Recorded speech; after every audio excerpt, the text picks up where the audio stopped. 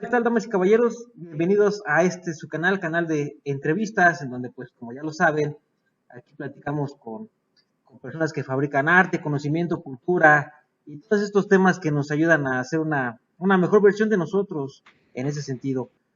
Antes de que se me olvide, yo soy su amigo Mario Rangel y por favor, eh, regálenos un like, una suscripción al canal y comparte este video, ayúdenos compartiendo este video con sus amigos, conocidos, desconocidos, enemigos, con quien usted quiera, pero compártalo, háganos llegar a más audiencia para que nosotros podamos seguir generándole contenido de este tipo.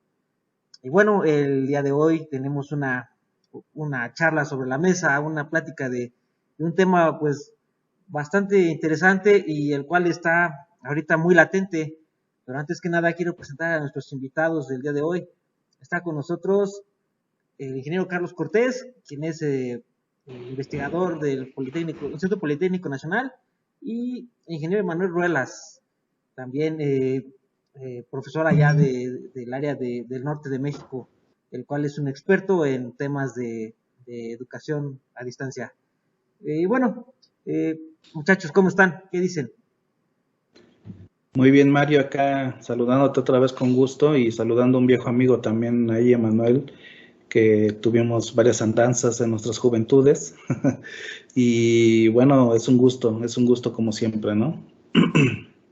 ¿Qué tal, Mario? ¿Qué tal, Carlos? Pues ahí, como dice el buen Carlitos, este, trabajamos juntos, estudiamos juntos, crecimos juntos como profesionales y y bueno, pues un gusto verlos, saludarlos y qué padre, ¿no? Que tengan este espacio para compartir. Gracias por la invitación. Pues gracias a ustedes por haberse hecho un espacio en su agenda y poder charlar de este tema, el cual, pues bueno, pues como el nombre lo dice, ¿no? La educación, más bien las implicaciones que ha tenido la pandemia en la educación universitaria actual. Me gustaría comenzar con una pregunta, ¿no? Es bien sabido, digo, y creo que en cualquier parte del mundo pasa, ¿no? El sistema educativo a veces, pues no es tan eficiente como se desearía o como se quisiera. Y en este caso, aquí en México, pues si no es muy bueno, tampoco es regular, sino tenemos lo suficiente hasta antes de la pandemia. Ahorita con la pandemia y la necesidad de tomar clases en línea, ya sea Zoom, por diferentes plataformas, eh, ¿qué tan efectiva es la educación en estos tiempos en esas plataformas? Porque pues ahorita, digo, yo lo he visto y muchos chavos nada más agarran y le ponen, ay, sí, voy a entrar a la clase del profe y ya no entro, ¿no? Y pongo mi foto y apago el micrófono y me voy a dormir. ¿Qué piensan ustedes respecto a eso? ¿Quién quiere empezar? ¿Manuel? Perfecto, sí, cómo no. Pues mira, creo que es difícil poder decir qué tan eficiente o qué tan deficiente ha sido. Yo creo que tendríamos que tener ahora sí que, una revisión, una retrospectiva una vez que esto concluyera, pero como no la tenemos, lo que sí podríamos más o menos tratar de velar es qué fue lo que ocurrió desde la perspectiva de quien quizás sea el centro de la educación en el país, que son los profesores. La educación en México depende fuertemente de los profesores. Y la pandemia lo demostró fuertemente, ¿no? Digo, era algo que se sabía, pero con la pandemia se viene a demostrar todavía más. ¿Qué fue lo que le ocurrió a los maestros, a los profesores en torno a este problema? Si ustedes recuerdan, las clases estaban confinadas a un lugar en donde el control estaba de alguna manera apoyado o ayudado por ese lugar confinado, en donde el maestro podía, en cuestión de segundos, minutos, ir censando a todos sus estudiantes y tenía, ¿no?, una serie de artefactos, el pizarrón, el pintarrón, el proyector, lo que tú quieras, todos confinados en un lugar. Lo que ocurría ahí era que, bueno, pues el maestro tenía un feedback inmediato, una retroalimentación inmediata de sus estudiantes, y los estudiantes, pues igual, ¿no?, de su maestro. ¿Qué ocurre cuando llega la pandemia? Ese entorno, ese lugar confinado desaparece. Y con él desaparece el feedback, la retroalimentación a ese nivel inmediato, desaparecen las relaciones entre compañeros en el salón de clases, en donde le puedes preguntar un poquito al de al lado. Entonces empiezan a desaparecer una serie de apoyos que por estar confinados en un lugar se tenían. Y entonces empiezan una serie de frustraciones, ¿no? Quisiera yo centrar mi primer comentario en eso, ¿no? Que desaparece el entorno del maestro. Y al desaparecer eso, pues desaparece todo el control bajo el cual fue el entrenado. Entonces, si partimos de que la educación en México está centrada en el profesor y que el profesor que está frente a grupo en pandemia, en su mayoría, no sabían cómo traducir esa experiencia de un entorno confinado en un equivalente digital, o sea, no tenían ni idea de cómo hacerlo, pues esa es parte de la respuesta, ¿no? La educación literalmente estaba perdida. Educación más, no aprendizaje, porque no son lo mismo, pero la parte de la educación ahí estaba completamente perdida, porque el maestro no sabía cómo representar digitalmente todas estas experiencias, cómo recrearlas en un entorno en donde él no fuera no tuviera el control por esta situación de confinamiento en un espacio. Y entonces, pues ahí se empiezan a dar frustraciones tanto de los estudiantes como del profesor a todos niveles, ¿no? A todos niveles. Creo yo que eso nos podría poner más o menos en contexto el gran problema al que se enfrenta la educación, porque los profesores no fueron entrenados además para eso, ¿no? O sea, ya deja tú que tuvieran que capacitarse o no. Los maestros, la gran mayoría, el grosso de los profesores, no estaban entrenados o no están entrenados para hacer esta traducción de un espacio confinado a un espacio virtual, que sus reglas son completamente distintas, ¿no? Entonces, creo que eso nos podría poner en contraste un poquito de toda la preocupación y de qué tan mal están atendidos nuestros estudiantes, porque pues nuestros profesores no están entrenados para eso. Ok, Carlos, ¿tienes alguna opinión tú? Sí, claro. Hay que poner en claro que nos estamos enfrentando a una situación sin precedentes en términos sociales, en términos de salud. Sí, ya ha habido varias situaciones hace muchísimos años que parecían estar fuera de control, pero en el ámbito educativo, que es el que nos compete, sí no hay precedente con respecto a esto.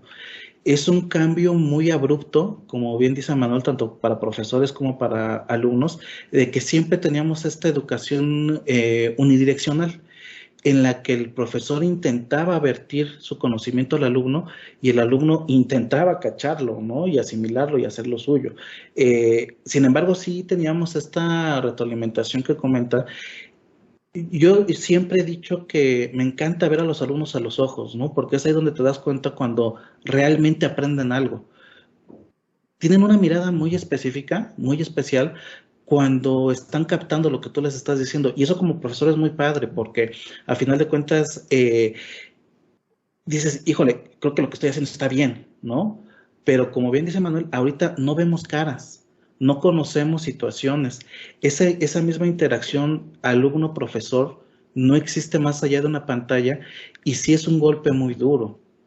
Algunos de nosotros que estamos acercados a la tecnología y tenemos el uso de algunas herramientas, quizá no se nos dificulta tanto el utilizar estas plataformas. Sin embargo, cambiar técnicas didácticas adaptadas a este nuevo entorno, eso es donde creo yo que nos falla más, ¿no? Porque sí podemos utilizar unas herramientas y lo que tú quieras, pero al final de cuentas, si no sabemos cómo utilizarlas y cómo vertir ese conocimiento en el alumno y que le sea de utilidad y que realmente esté aprendiendo, e incluso motivarlo para que, como mencionas, estén atentos a la clase, porque podemos hablar incluso de aquellos factores que impiden que el alumno no esté atento en este ámbito. Como bien dices, pueden estar durmiendo, sus familiares pueden incluso decirle, bueno, ya que estás aquí, vete a hacer este mandado, ¿no? O tiene tu cama mientras estás en la clase. O sea, son cuestiones que suenan a broma, pero realmente pasan. Me sucedió con unos chicos, que no se conectaron un chico, ay, profe, perdón, es que fui por las tortillas. Ah, caray, ¿cómo, no? Entonces, yo creo que nuestra sociedad, porque pues estamos hablando de nuestra sociedad mexicana, no estaba preparada para esta situación, ¿no? Sí hay cosas que uno puede llegar a controlar estando ahí presencialmente, pero completamente ya ahorita en línea esto se vuelve muy complicado, ¿no? Desde los mecanismos para ver si no están haciendo trampa o no en un examen, ¿no? Es muy complicado y es un golpe muy fuerte a nuestra educación, como bien dice Manuel, a todos los niveles, ¿no? Porque afecta desde niños de primaria hasta universidades y posgrados, ¿no? Oigan, pero entonces, ¿ustedes creen que se deba reformar o actualizar los métodos de enseñanza? O sea, digo, veníamos manejando, los profesores venían manejando una forma de enseñanza hasta antes de la pandemia. Llegó la pandemia y pues han tenido que implementar, han tenido que sacar pues de mañas, de todo, ¿no? Han tenido que echar mano de cualquier recurso para poder sacar a flote una clase. Entonces, ¿se debería ya de estandarizar esta práctica? Bueno, mira, yo creo ahí que, como tú preguntas ahorita, si la educación debería reformarse, ya hace algunos años, Ken Robinson, un educólogo apasionado de la educación inglés, escribía en algunos de sus libros que la educación en el mundo, no hablamos de México nada más, sino en el mundo en general, es anacrónica. Y a lo que se refería básicamente es que estamos a N pasos detrás de lo que debería de ser el sistema educativo. Y yo creo que todos lo hemos sufrido, ¿no? A todos nos ha tocado que la universidad requiere de ciertas cosas que no están y que deberían.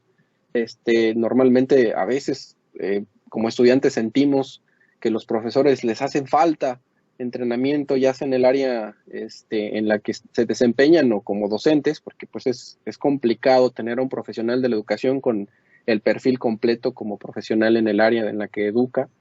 Pero más allá de todo eso, la educación en sí misma pues es todo un órgano, todo un organismo que depende pues de administradores, de profesores, los estudiantes en sí mismos, comunidad estudiantil, padres, etcétera. Entonces, ya como tal, se ha identificado que la educación en sí misma es anacrónica, porque venimos utilizando el modelo industrial, ¿no? Para la economía industrial, cuando pues nuestra economía ya no es una economía únicamente industrial, ¿no? Y si habláramos de la industria, pues ya tenemos ahorita la industria 4.0, que va para otro lado, que tiene otro tipo de necesidades, ¿no? Entonces, si revisan, por ejemplo, el Foro Económico Mundial, vas a ver que las 20 habilidades para el 2021, 2022, son muy distantes y muy diferentes a las que se planteaban hace 100 años, que es del modelo educativo del que estamos hablando ahorita, ¿no? Nuestro modelo educativo es así de viejo. Entonces, más que reformarlo, pues requiere de reinventarse completamente. Y ya hay muchos esfuerzos alrededor del mundo de reinventar esto, ¿no? Pero hay tres cosas muy importantes que la UNESCO identificó no hace mucho, que son las brechas asociadas a la educación, y la UNESCO marca tres: la brecha de apropiación, la brecha de capital cultural y la brecha de disponibilidad tecnológica. Cada una de estas brechas te dice qué es lo que hace falta lograr para alcanzar un nivel desde el cual podamos empezar a trabajar ya a la par con la realidad. Y lo que dice la brecha de acceso es que no todo el mundo tiene acceso al equipo, y la pandemia lo vino a demostrar, ¿no? No todo el mundo tiene acceso a computadoras. Pero no basta con tener acceso a la computadora, que esa es la segunda brecha, que es la brecha de la apropiación cultural. Y la brecha de la apropiación cultural dice que necesitas a alguien que te enseñe a utilizar ese dispositivo para los fines que requieres utilizarlos, ¿no? Porque tener la computadora no sirve de nada. ¿Cuántos libros tenemos en el estante? Y pues nomás no los lees. Si alguien no te enseña el valor del libro, si alguien no te enseña de la computadora, qué es lo que puedes hacer del celular, de la tablet, pues va a ser distinta tu experiencia con respecto a alguien que sí esté siendo entrenado por alguien que sabe. Y la tercera brecha, pues es la brecha de las expectativas, que es lo que ofrece el sistema educativo comparado con lo que la realidad le está pidiendo al estudiante. Si te das cuenta, esas tres cosas que marcó la UNESCO ya hace más de 10 años retratan perfectamente el problema que tenemos antes de la pandemia, durante la pandemia y seguramente post pandemia. Entonces, la respuesta corta es sí, necesita ser reinventado el sistema educativo, pero hay muchos intereses porque este continúe como hasta ahora, porque se requiere de literalmente nuevas personas, nuevas mentes, nuevas ideas, trabajando codo a codo, y no es una persona, tendríamos que ser todos los que tratáramos de hacer eso. Hay esfuerzos, pero se requiere una organización real a nivel país, y eso es lo que se antoja difícil, ¿no? Híjoles, ¿tú qué piensas, Carlos, respecto a esto? Fíjate que me quedé pensando ahorita con todo lo que comenta Manuel y lo que comentó en su anterior participación, el hecho de que, en efecto, las herramientas que se utilizan en clase, ¿cuáles son, no? El pizarrón blanco, el plumón, ¿no? Cuando nosotros tres íbamos a la primaria, ¿qué herramientas se utilizaban? El pizarrón verde y el gis, ¿no? Sí. Y podemos evolucionar, podemos tener tecnológicamente mejores herramientas, podemos tener un pizarrón electrónico, ¿no? Una mesa electrónica. Sin embargo, seguimos haciendo lo mismo de la misma manera. Y hoy en día tenemos clases en Zoom, en Teams, en la plataforma que tú le pongas, pero seguimos usando lo mismo. Seguimos haciéndolo de la misma forma. Tenemos a 20, 30 chicos tomando clase, escuchando a un tipo hablar, poniendo una presentación de diapositivas o intentando mal dibujar en un pizarrón virtual, ¿no? Es lo mismo. Es lo mismo que hemos venido haciendo, ya lo dice Manuel, hace 100 años, ¿no? Sí se requiere esto, sí se requiere una reforma, no de lo que hablan los políticos, una reforma educativa, no, o sea, una revolución quizá de cómo vemos y cómo percibimos las cosas para poder aprenderlas, ¿no? Y de cómo vamos a utilizar, como bien dice Manuel, estas herramientas adecuadamente. Porque yo puedo tener una tableta en mi mano y quitas esa tableta y pones un cuaderno y vas a hacer lo mismo. Explotar las bondades que te van a dar esas herramientas. Eso es lo que debemos de hacer para podernos adaptar al avance tecnológico que va mucho más rápido de lo que nosotros como docentes vamos en nuestras técnicas, ¿no? Eso es preocupante. Oye, pero entonces me salta pues, una curiosidad. Por decir, a nivel universitario, no sé, la carrera que quieras, ingeniería en sistemas, pues te da clases un ingeniero, no te da clases un profesor con formación de ingeniería, ¿no? O sea, generalmente, pues, se contratan ingenieros y son los profesores para los futuros ingenieros. Entonces, ¿qué sucede? Pues que si está en el ámbito, si esa persona que acaban de contratar para dar clases está trabajando, pues estaría actualizado en la rama, en el campo, pero no para la educación. Y por lo tanto va a desconocer todos estos artefactos que ustedes mencionan con los que se dispone para enseñar. Entonces, ¿qué es lo que hay que hacer? ¿Darle un curso previo a entrar al salón de clases? ¿Una formación?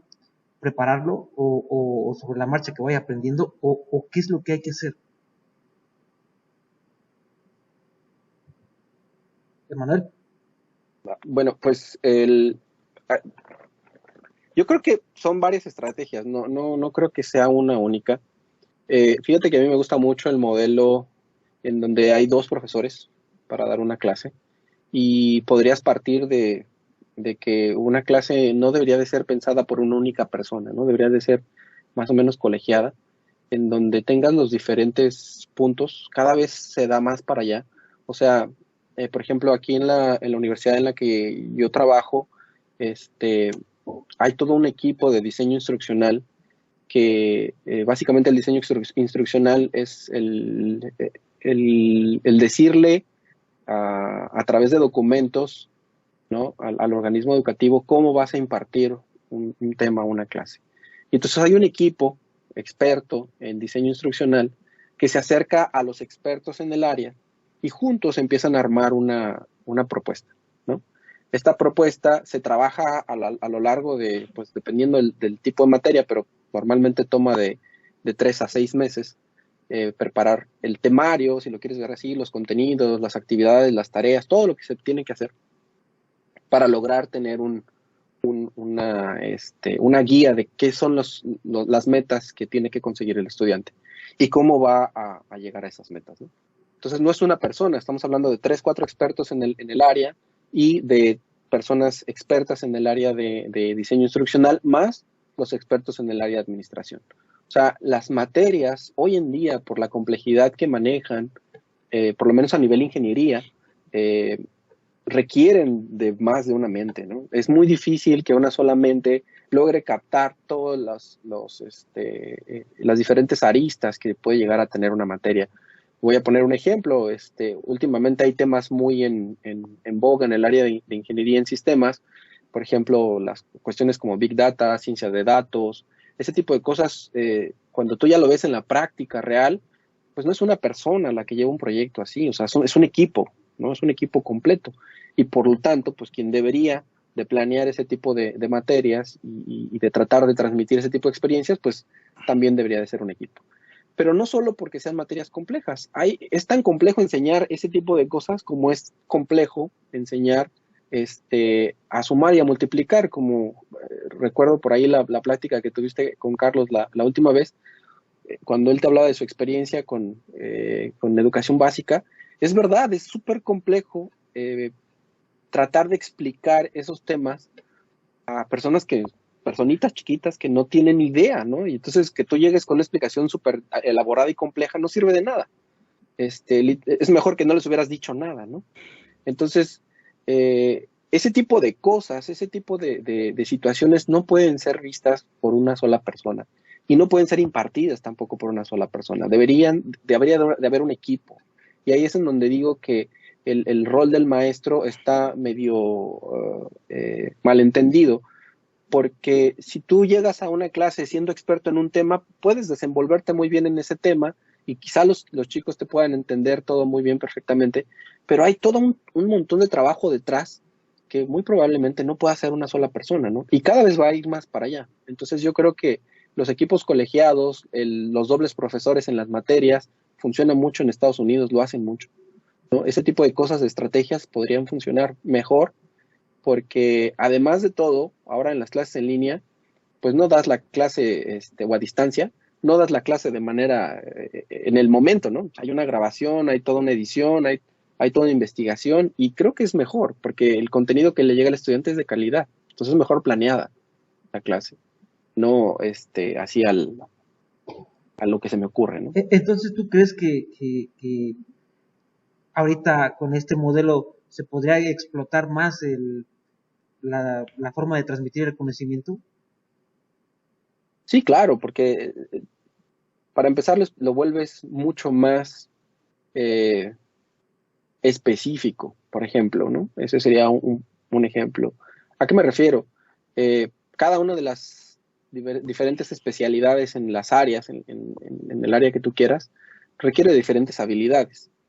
Entonces, si tú logras identificar cuáles son los casos concretos, tú podrías tomar un grupo de expertos y que te ayuden a generar los casos típicos y las habilidades típicas. O sea, ya no solo se trata de transmitir el conocimiento, se trata de crear experiencias en las que los estudiantes puedan, a partir de observar, ¿sí?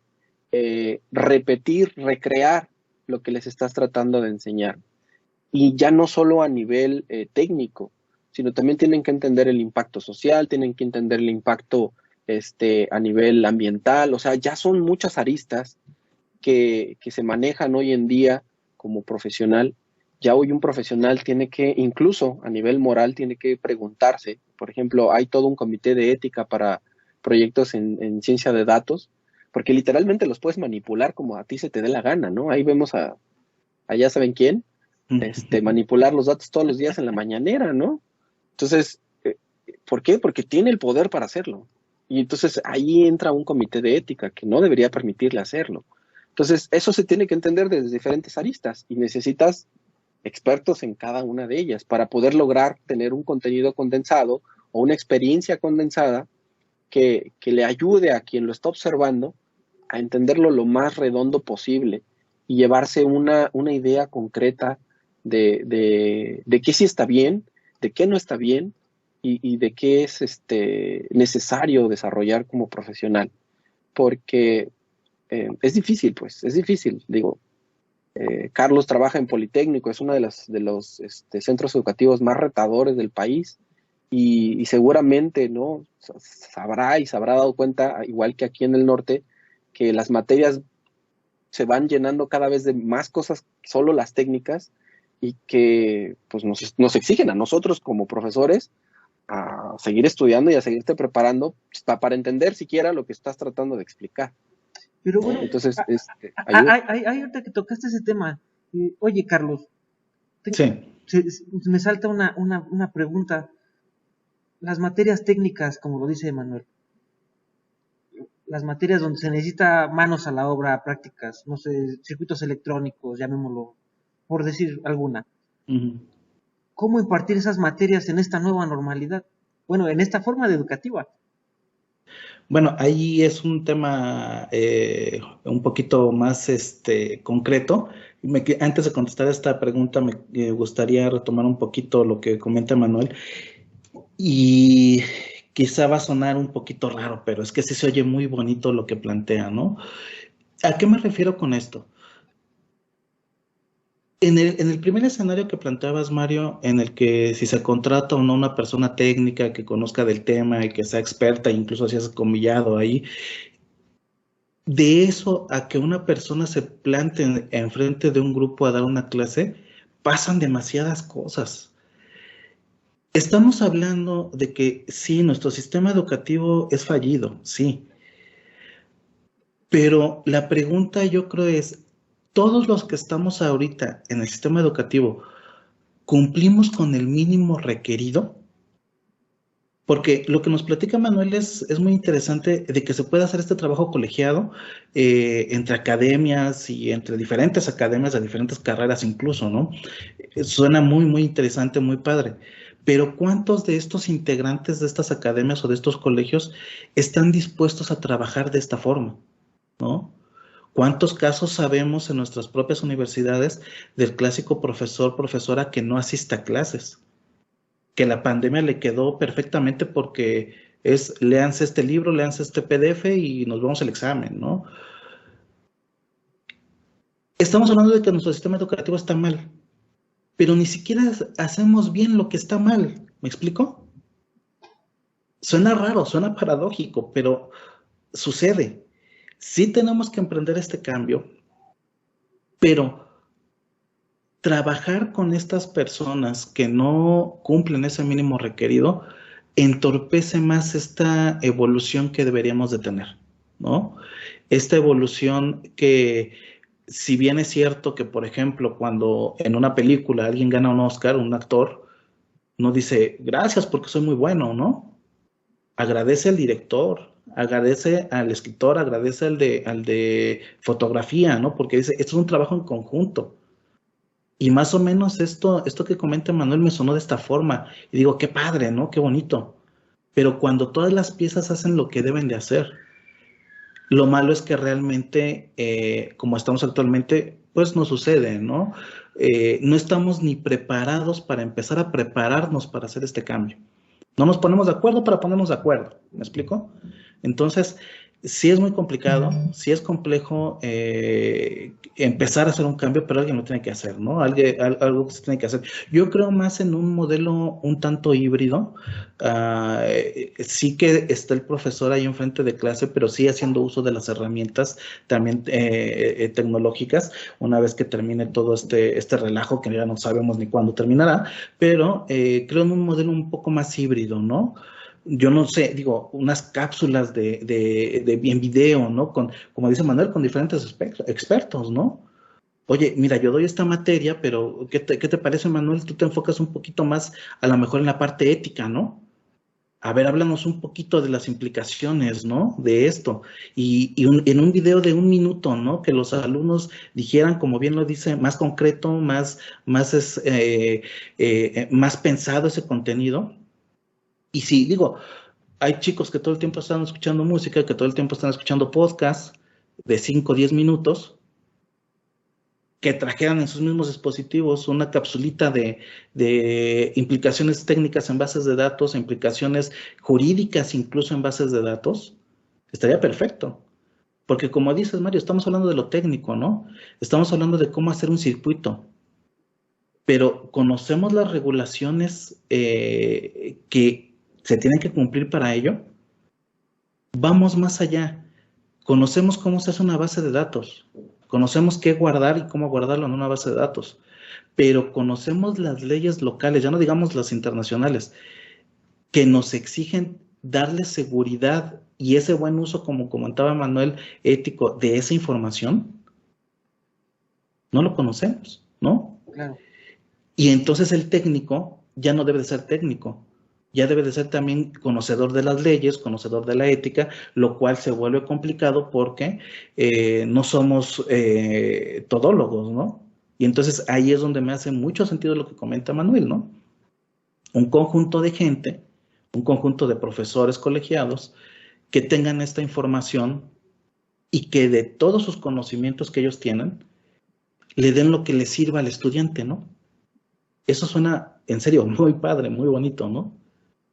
Por otro lado, en lo que nos comentas, que cómo hacerle con estas partes de materias más técnicas como circuitos y todo ese tipo de cuestiones, sí, por este mismo modelo, son las materias que más han sufrido en nuestra institución, porque precisamente el chico necesita ver los dispositivos, necesita tener esa experiencia de soldar a una placa, ¿no? Eso lo necesita hacer.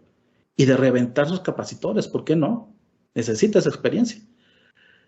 Y es la parte que más ha sufrido. La verdad, yo en esas áreas desconozco, habría que consultar a un profesor que conozca del área y los problemas que ha tenido en ese sentido, pero para las materias que yo me enfoco, pues sí es, digamos, un poco más fácil, porque es software.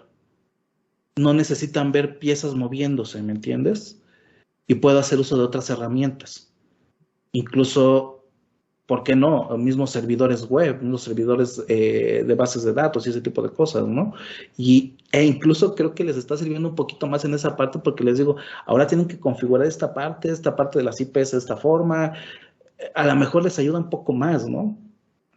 Porque sí hay materias, eso es indudable, que hay materias en las que sí se prestan mucho para este modelo, pero hay otras que de plano sí necesitan ahí estar tocando los fierros, ¿no?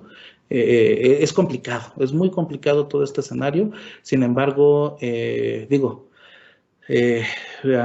regañadientes de algunos, tanto profesores como alumnos, pues ahí vamos avanzando, ¿no? Ahí vamos haciéndolo y haciendo un pequeño paréntesis, bueno, me gustaría un poquito también que Manuel nos comentara cuál es esta universidad en la que trabaja, porque creo que la omitimos desde un principio. Sí. Porque suena bastante interesante lo que trabajan allá, ¿no? Bueno, yo actualmente trabajo como profesor de investigador en la UABC, que es la Universidad Autónoma del Estado de Baja California, que sería el equivalente a la UNAM en términos de estados, ¿no? Cada estado tiene su universidad estatal, esta es la del estado. Y este modelo del que yo les platico, pues no crean que tiene mucho tiempo, o sea, es un modelo un tanto nuevo, tendrá 5 o 6 años más o menos, en donde se busca tener un tipo de materias que se llaman QUAL. Eso todavía lo hace mucho más interesante. Las materias QUAL son materias que puede tomar cualquiera dentro de la universidad. Ahorita hemos estado trabajando con una que tiene que ver con ciencia de datos, ¿no? Y esa materia se supone que la puede tomar cualquiera de cualquier carrera. Después de haber pasado el tronco común, la podría tomar cualquiera. Y son materias que, como la puede tomar cualquiera, a cualquiera que le interese, pues no pueden venir cargadas de la parte técnica, no pueden venir cargadas de la parte, o sea, no pueden venir sesgadas hacia ningún lado, ¿no? Sino tienen que ser materias para la vida, materias que te ayuden como profesional. La vida entendida como la vida de un profesional, ¿no? No la vida general de las personas, sino como de un profesional. Y entonces por eso se requiere tener personas de diferentes áreas porque contrastas. Y es muy interesante porque al final terminas dándote cuenta que mucha de la perspectiva que hay en, no sé, en arquitectura o en arte o en las matemáticas o en los físicos que son todavía más, más duros, la compartimos. Hay modelos, hay formas de ordenar el conocimiento que compartimos. Entonces, ¿por qué? Pues porque todos nacimos, o nuestras áreas nacieron de las ciencias básicas, ¿no? Entonces, y te das cuenta cómo se van conectando a partir de conceptos como modelos y ese tipo de cosas. Y entonces se vuelve muy enriquecedor para la comunidad de profesores, pero también se vuelve enriquecedor para la comunidad en general de estudiantes, porque un estudiante de medicina o un estudiante del área de finanzas que entienda qué es la ciencia de datos, posteriormente va a poder ir a buscar a alguien del área para resolver algún problema, porque entendió de qué se encarga esta cosa que es tan importante. Y entonces, una de las condiciones en este tipo de programas o en este tipo de materias es que sea una materia que impacte socialmente, ¿no? O sea, que impacte a todos de manera global, o todas las profesiones de manera global, de alguna manera. Y entonces, se hace un comité de profesores expertos en la materia, se hace otro de expertos en la parte de diseño instruccional, y entonces ahí nos vamos agarrando ahí todos del chongo y estira y afloja para tratar de entender cuál sería el mejor enfoque y abordaje para este tipo de experiencias, ¿no? Y lo que se trata es de crear una experiencia del estudiante. Y tiene razón, o sea, Carlos tiene razón en que esto suena bonito, y suena bonito porque es difícil de lograrlo, ¿no? La verdad es que con la pandemia y todo esto, pues cada vez es difícil o más difícil ponerte de acuerdo en agendas, en tiempos, etcétera. Pero también nos ha dado lecciones importantes, como por ejemplo, esto que tú preguntas, ¿no? Y las materias que llevan talleres, ¿qué? Bueno, pues nos ha enseñado a que estamos mal utilizando o subutilizando recursos, como por ejemplo, el profesor da la misma clase 20 veces igual, grábala, no la vuelvas a dar. Que la reproduzcan tus estudiantes 20 veces y haz otra cosa más importante o más interesante, o síguele, o busca otras formas de explicarlo, ¿no? Porque para eso te sirve. Me tocó a mí en estos cursos que te comento trabajar con la gente de cineastas, ¿no? Gente que se dedica a dar, a enseñar cine, porque está la Facultad de Artes. Entonces nos tocó apoyarlos en cursos para poder digitalizar sus cursos, ¿no? Y tú dices, pues, ¿qué le voy a enseñar a alguien que crea contenido digital todo el tiempo, ¿no? ¿Qué le puedo enseñar yo? ¿No? Pues sí, a lo mejor la parte técnica, administración, servidores, etcétera, pero no. Fíjate que lo más interesante, las dudas que ellos tenían eran muy válidas. Por ejemplo, me decía una maestra de música, ¿cómo le hago si yo cuando mis estudiantes venían al taller de música, yo les tomaba los deditos y les decía, mira, así es un do, así es un re, ¿no? ¿Qué hago con eso? Pues entonces, como yo le di clases a varios ahí de la parte de cineasta, pues me traje a uno de los que se dedicaba a dar clases de cámara, ¿no? De los camarógrafos. A ver, enséñale cuáles son las mejores tomas para que el niño pueda ver, ¿no? Digo, pues no puede ir la maestra, tenemos ese límite, no puede ir a tomarle la mano y menos acercarse a él para decirle cómo. Pues la mejor toma para lograr esto, bueno, pues ahí estuvimos probando tomas, ¿no? ¿Cuál era la mejor toma? Y entonces entra la parte científica, ¿no? Porque dices, bueno, tenemos 3, 4 tomas, vamos a ver cuál es la que más ve, cuál es la que más repite y cuál es la que tuvo más éxito de las 4 tomas en el grupo. Y esa es la que le recomiendas, no eliminas las otras, esa es la que recomiendas, ¿no? Y son sistemas de recomendación. Pero para llegar a este punto al que estamos tratando de abordar ahorita, fue porque las universidades, en este caso UABC, fue obligada, ¿no? Por la pandemia. Fue obligada, igual que todas las demás, ¿no? Hay pocas universidades, ¿no? Una de ellas es el TEC de Monterrey, que ya tienen rato dando clases a distancia. O sea, ratísimo, ¿no? Y a ellos la pandemia, pues sí, les pegó, pero no tanto, porque ellos ya tenían infraestructura, ya tenían, ellos fueron los primeros en crear MOOCs en el país, ¿no? Lo sé porque me tocó colaborar en esa primera versión de MOOCs. Fueron los primeritos en crear los famosos MOOC, que no es otra cosa más que los videos que dice Carlos, las cápsulas estas bien organizadas, puestas con preguntas y contenido y todo eso bien puestecito, bien diseñado, buenas tomas, buen audio. O sea, ya entras en una etapa de producción, pues, y tienes que entenderlo. Entonces le pegas otra capa encima, ¿no? Y se vuelve complejo. Entonces, esa revolución de la que tú hablas se está dando. Y se está dando en cosas tan complejas como los talleres. Pero es verdad, hay cosas en las que simplemente es imposible sustituir. O sea, como tecnólogos, ahorita con la tecnología que tenemos, tenemos que aceptar que hay cosas que simplemente es imposible sustituir. Por ejemplo, los de medicina que tienen que ir a hacer prácticas con el paciente ahí, pues a ver, ahí cómo le haces, no se puede, ¿no? No se puede. O sea, hay talleres que son insustituibles, ¿no? Oigan, pero entonces, comenta Manuel, pues la universidad donde él está puso manos a la obra y se puso a trabajar, a final de cuentas. El TEC de Monterrey, pues, hizo lo propio, ya lo venía haciendo. Pero, ¿qué pasa con las demás escuelas?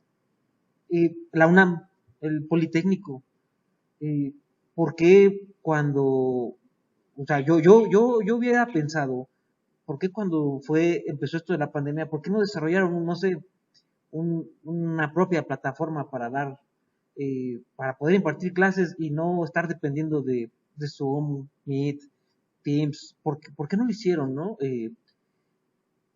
¿Alguien puede decirme algo? Y yo te puedo decir algo muy sencillo, y eso es burocracia. Muchas veces, y de eso estoy muy seguro porque he visto en donde estoy proyectos muy buenos, técnicamente hablando, y que impactan socialmente, pero son proyectos que se quedan en el escritorio porque políticamente hablando puedes llegar a pisar algunos callos, ¿no? O puede afectar a alguien en algún sentido, ¿no? Entonces, yo no te voy a decir, si hay acá en el instituto, hay escuelas muy metidas en el desarrollo, de avanzada tremenda, y no solo a nivel licenciaturas, a nivel posgrado también. Y más allá de eso, hay instancias dentro del instituto que no son escuelas, que se encargan de hacer desarrollo de software a nivel instituto. Estas áreas, tuve la fortuna de trabajar en una de ellas y son muy buenas, pero muchos de estos proyectos necesitan más infraestructura, más capital y, ¿por qué no decirlo?, más concientización de los mismos dirigentes para que confíen en que en estos proyectos funcionan, ¿no? Eh, Personalmente, estoy dirigiendo ahorita con unos chicos que se están a punto de titular, precisamente una plataforma propia que conjunta videoconferencias, exámenes en línea, archivos, material didáctico que se puede llegar a subir, cosas que hacen otras plataformas, pero digamos un todo en uno, ¿no? Y ellos están apostando por lo estable, porque hay plataformas, por ahí está Teams, que lo hacen, pero consumen demasiados recursos, ¿no? Tienen que salir estas ideas de los mismos chicos porque a nivel más arriba no sale. No sé si sea un fenómeno del hecho de que son instancias más grandes, que entre algo sea más grande, más complicado es ponerse de acuerdo. Y hay un mundo de ideas y un mundo de criterios que no se pueden poner de acuerdo. Esa frase que dije hace un rato, que nos ponemos de acuerdo para ponernos de acuerdo, en este tipo de escuelas sucede demasiado. Entonces, quizás un fenómeno que se tiene que analizar un poquito más arriba, en otros niveles, y ver qué está sucediendo ahí, ¿no? Pero sí, indudablemente, un Politécnico tienen la capacidad intelectual para hacer estas cosas, y, ¿por qué no decirlo mejor que la iniciativa privada, que es lo que hemos estado utilizando? Pero por ahí hay cuestiones políticas muy arraigadas. Y no estoy hablando de los políticos de arriba, ¿no? Sino políticas internas, ¿no? A eso me refiero. Tú, Emanuel, ¿qué piensas que haga falta para permear el modelo que utilizan en la Universidad de Baja California, en la Universidad del Estado de Baja California, para que se permee a lo largo pues, de las diferentes universidades que hay en los demás estados de México? Pues mira, yo creo que Esto que está logrando la UABC ha sido más por, como dice Carlos, por el esfuerzo de algunos que por decisión institucional, si tú lo quieres ver así. O sea, yo creo que es un fenómeno general a lo largo de las instituciones. Si tú me preguntas si la UABC tiene una plataforma propia, te voy a decir que no. Usan Blackboard, ¿no? Odio Blackboard. No me gusta, nunca me ha gustado y no me va a gustar jamás. Yo de hecho utilizo Google Classroom como plataforma principal y de ahí pues algunas otras plataformas, ¿no?, que existen. Pero la oficial de la, perdón, fue mi Alexa. La plataforma oficial de la universidad pues es Blackboard, ¿no? O sea, no hay un desarrollo propio en la universidad y no lo va a haber, yo creo, no sé si ahorita o nunca. Y yo creo que por varias razones, y una de ellas es la que comenta Carlos, ¿no? Una es por cuestiones de política, pero yo creo que la más preocupante de todas es por cuestión de ignorancia, fíjate. Los dirigentes de las universidades ignoran el nivel de importancia que tiene hacerse de un capital digital sólido para atender o para poder prestar el servicio que se supone que prestan las universidades en estos nuevos ámbitos, en estos nuevos niveles, ¿no? En donde ahora la educación ya no se va a quedar presencial o no presencial, la educación se va a quedar híbrida. O sea, ya va a ser así, va a haber quien quiere ir, va a quien va a poder ir y hay quien no. Y aquí hay una pregunta que contesta más o menos a esto que me dices y es, pregúntate cuántas universidades tienen la capacidad a nivel de infraestructura, hablando de las 3 brechas que les decía yo hace rato, a nivel de infraestructura, de disposición de tecnología, para poder dar clases híbridas o que sus maestros den clases híbridas. ¿Cuántas universidades? O sea, necesitarías que cada salón tuviera muy buena conexión a internet, que tuviera muy buen equipo para transmitir, micrófonos, cámaras, ¿sí?, más los lugares para los estudiantes que están en presencial y los que se vayan a distancia, ¿no? Asegurar el servicio de internet en cada una de ellas, de esas aulas. Entonces, estás hablando de que hoy en día cada maestro que da clases desde su casa tiene mejor equipo que muchas de las universidades. ¿Por qué? Porque de eso depende. Por lo que te decía hace ratito, que la educación en México depende de los maestros y hoy se ha demostrado. Si los maestros no tuvieran conexión a internet, si no tuvieran su propia computadora, si no se hicieran el tiempo para dar las clases o para crear el contenido, que es tiempo que no te pagan y que son cosas que salen de tu bolsillo para poder trabajar, la educación en México estaría parada. Así, estaría parada. Y entonces entra el tema de estas plataformas y de por qué no tener una, pues porque simplemente la gente que dirige las universidades no entiende de tecnología. De verdad, es triste, pero esa es una de las razones. La UABC tiene el Centro de Educación a Distancia, creado hace más de 5 años, me parece que ya tienen como 7 años, yo creo, con el Centro de Educación a Distancia, si no es que un poquito más. Hasta ahora, después de pandemia, medio entienden los administradores de qué se trata el Centro de Educación a Distancia. Imagínate.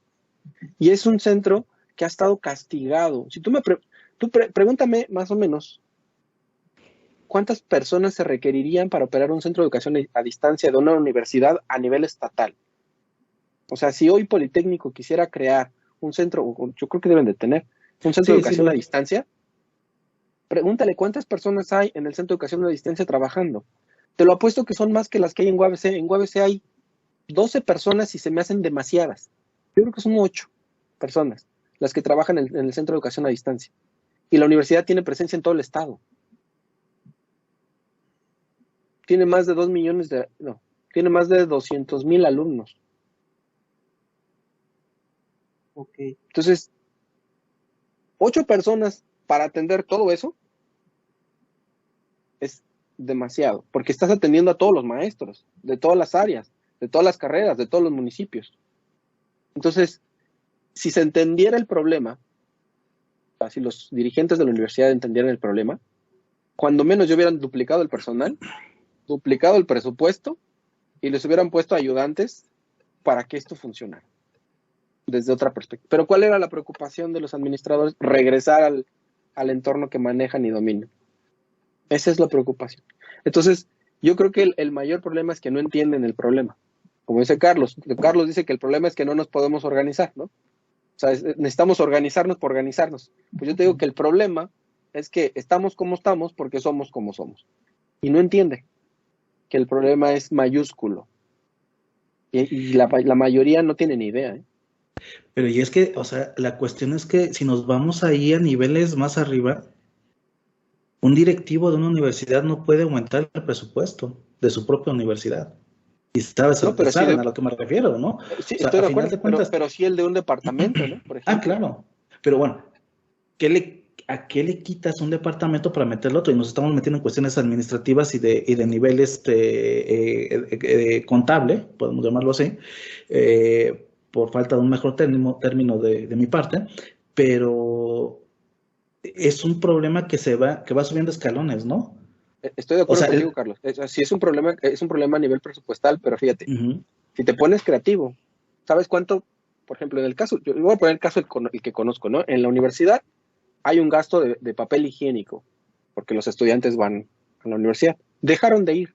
La universidad se ahorró 1 o 2 millones de pesos en papel higiénico. ¿En qué se lo gastaron? ¿A dónde lo pudiste trasladar? El hecho de que los estudiantes no fueran a las instalaciones fue un ahorro para la universidad. Fue un ahorro. El pago de luz. Aquí, por ejemplo, se tiene que prender la refrigeración en las universidades, bueno, en los campus, porque la temperatura llega a 50 grados en verano. Entonces, eso no se gastó. Estoy de acuerdo, son cosas Entonces, que no yo se gastan entiendo que y van dirigidas a partidas presupuestales, claro. Estoy de acuerdo, Ajá, estoy completamente de acuerdo. Pero a lo que digo es que si los administradores entendieran el problema y se volvieran creativos, pues entonces a lo mejor buscarían los mecanismos, ¿no? Pero como tú bien dices, o sea, es un problema que se va escalando y que va impactando en varios niveles. Y me queda completamente claro, nomás para que demuestra, una vez nos dieron presupuesto para el laboratorio y podía yo comprar un cadáver, pero no una silla. Entonces, y lo que necesitábamos era una silla, man. Entonces, ¿qué compras el cadáver y lo pones en modo silla? No, ¿verdad? Pero, en serio, así de ridículo es. Yo entiendo, sí, claro, estoy completamente de acuerdo contigo. Pero es allá hacia donde vamos, ¿no? Y hacia donde va la pregunta. ¿Qué se necesita? Creatividad, flexibilidad, confianza. Eso se necesita en las universidades. Y súmale difusión.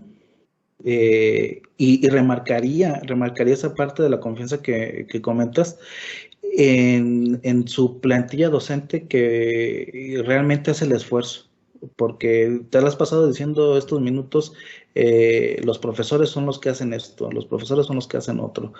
¿Cuántas veces no vemos a un profesor llegar con su propio cañón para dar la clase, ¿no? Por ejemplo, ¿no? Dar esa motivación al profesorado, que al mismo tiempo lo refleje posteriormente a los estudiantes, y esa difusión, esos esfuerzos. Todos conocemos casos de profesores que hacen un esfuerzo diferente, ¿no? Algo que se sale del estándar y que por ayudar a sus alumnos, ahí lo están haciendo, ¿no? Tengo el caso de la actual directora de mi escuela, que es Cecilia Culhuacán, que antes de que fuera directora, ella se encargaba de buscar computadoras para reacondicionarlas y les enseñaba a los chicos cómo reacondicionarlas y todavía, a ver, tú, Luis, la necesitas, ahí está, ¿no? Entonces, esos esfuerzos, ¿dónde quedan, no? ¿Por qué no hacer de esos esfuerzos un programa, no?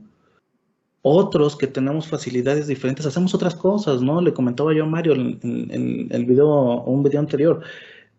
Del temblor de 2017 me vi yo en la necesidad, porque nos quedamos sin salones ahí en la escuela y sin laboratorios, evidentemente, de crear un canal precisamente para lo que tú comentas, lo que yo ya daba en ciertas cosas técnicas, grabarlos y ahí están. Son videos de no más de 10, 15 minutos, ¿no? Véanlos.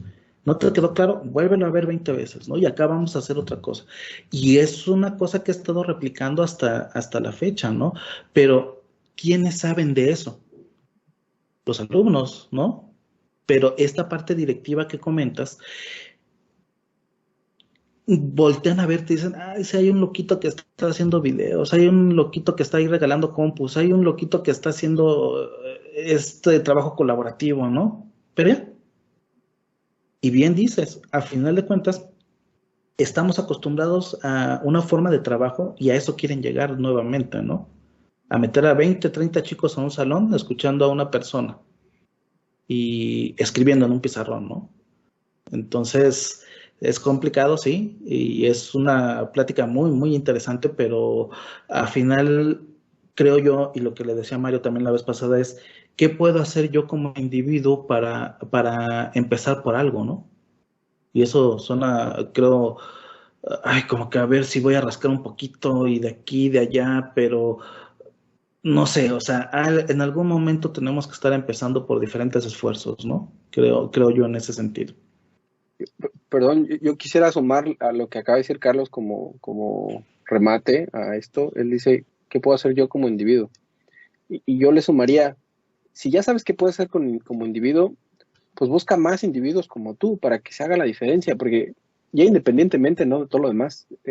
Por ejemplo, cuando Carlos me dijo, oye, hay una plática así, sí, o sea, de una vez te digo que sí, porque se necesita que esto se discuta, se necesita que se difunda, se necesita que se den ideas, se necesita que las personas que ven tu canal y los que nos conocen a nosotros, porque nosotros vamos a compartir todo esto con nuestros contactos, sepan de viva voz qué es lo que opinan personas que estamos encargados de grupos de personas de ciertas partes del área educativa y cómo vemos el problema, ¿no? Y que estamos conscientes de que es un problema y que queremos que sea diferente la solución. Entonces, yo le sumaría a ese, como individuo yo hago esto, bueno, y ahora, ¿qué haces como colaborativo? O sea, ¿qué haces con quién te juntas? ¿Quiénes son tus cuates y qué es lo que están haciendo juntos? Porque eso es lo que nos va a dar el siguiente gran paso, ¿no? Que eso es lo que nos ayudaría a demostrar que la colaboración con un objetivo de verdad puede cambiar incluso las instituciones, ¿no? Y si no las cambia, pues las elimina y creamos otras, no pasa nada, ¿no?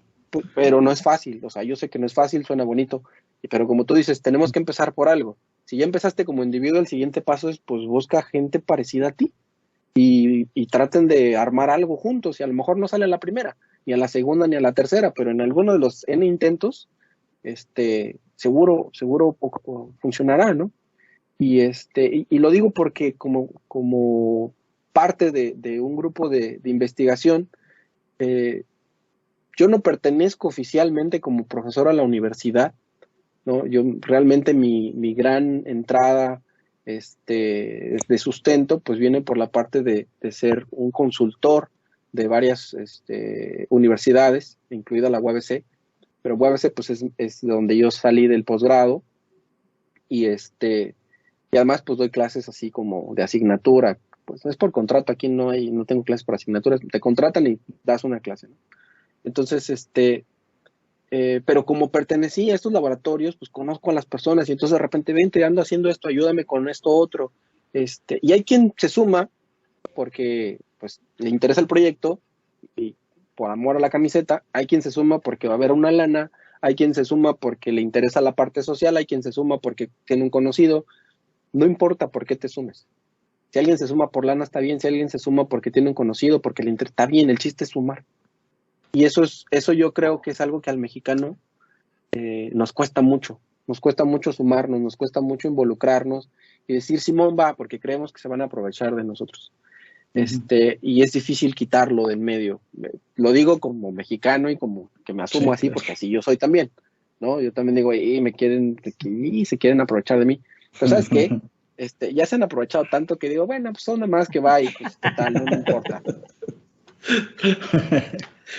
Buena Oigan, filosofía. muchachos, oigan, pues se nos termina el tiempo. No sé si quieran agregar algo más a esta plática ya para finalizar. No, pues igual, pues, agradecerte, Mario, una vez más por darnos este espacio. Y sí, en efecto, para poder difundir estas cosas, pero también, ¿por qué no? Para reunirnos con viejos amigos que ya desde hace tiempo ahí estamos, desde hace tiempo conocemos en diferentes ámbitos y lo polifacético, ¿no? De esto, ¿no? Porque nos conocemos en ámbitos diferentes, ¿no? Y es bonito ver que esto pase, es bonito que nos reunamos de esta manera. Y ¿por qué no? Digo, alguna vez pensar en que cuando se acabe esto, poder hacer ya algo más presencial y una plática un poquito más amena, más directa, porque sí se necesita esta parte del contacto, y sería algo interesante, ¿no? Pero te agradezco, Mario, te agradezco, Emanuel, que de inmediato, como lo comentaste, dijiste, sí, va, como lo hacíamos en la universidad, ¿no? Vamos con todo, ¿no? Es muy agradable volver a verte y nada, o sea, agradecer a la gente que nos esté viendo y que ahí, que como dice Mario, compartan, ¿no? Compartan esto. Manuel. No, pues igual, ¿no? Como dice Carlos, muchas gracias, Mario. A mí siempre me ha gustado participar, dar mi opinión, hasta cuando no me la piden a veces. Pero pues si me la piden se siente más rico porque dices, bueno, por lo menos van a escuchar lo que digo. Y es muy padre, ¿no? Que haya alguien que tenga este tipo de iniciativas, que tu canal se dedique a entrevistar a gente con temas diversos y pues a ver de qué va y qué dice. Entonces, esto está muy bien, a mí me cae muy bien ese tipo de canales. Y bueno, pues agradecer a Carlos también, porque bueno, se acordó por ahí de los viejos amigos. Como bien dice, ¿no? Ya tiene años que no nos vemos de manera presencial. Pero por siempre ahí andamos compartiendo memes y discutiendo y Así es. troleando a los lovers. A ver si no Sí. te tumban del canal por eso. Pero pero sí, no, digo, hay que, más que ser criticón, ser críticos, también hay que ser criticón de vez en cuando, pero hay que ser críticos y con nosotros mismos, pero también con las decisiones que toma nuestro país, los lugares en donde trabajamos, y creo que estos espacios ayudan mucho. Y el hecho de que Carlos me haya invitado es porque seguramente recuerda que nos la pasábamos criticando todo el tiempo las decisiones de todo mundo, no por fastidiarles, sino por tratar de aprender y de entender si había una mejor forma de hacerlo, ¿no? Y como él dice, ¿no? Entre él y yo siempre hubo crítica de ida y vuelta, pero creo que nos hizo crecer a los dos. Yo lo recuerdo con mucho respeto, con mucho cariño, y cada que voy para allá digo, a ver si los puedo ver, pero híjole, ahora en la pandemia ni me ha dado una vuelta para allá, ni a mis papás se ha ido a ver, entonces, pero en cuanto esté por allá, seguro que esa reunión se da y Claro que pues sí. unas frías, ¿no? De perdida. Ah, pero por supuesto, ya sabes a dónde salía el sol, ¿no? Genial, genial, pues. Exacto, ay, Pues bueno, muy bien. muchachos, les agradezco, antes que todo, les agradezco que se hayan dado el tiempo, se hayan tomado este tiempo, para esta plática. Y pues bueno, no me queda otra más que a los que nos ven, nos escuchan, pues decirles que, amigos, ya lo vieron. Aquí hay pues una pequeño, creo yo, sustancioso análisis sobre lo que es la educación en esta época de pandemia. Espero les haya gustado y pues esperamos tener una plática todavía, una segunda parte de este tema con nuestros amigos. La vamos a agendar y la vamos a subir después. Muchachos, cuídense mucho, me dio gusto platicar con ustedes. Bye, cuídense. Hasta luego, compartan.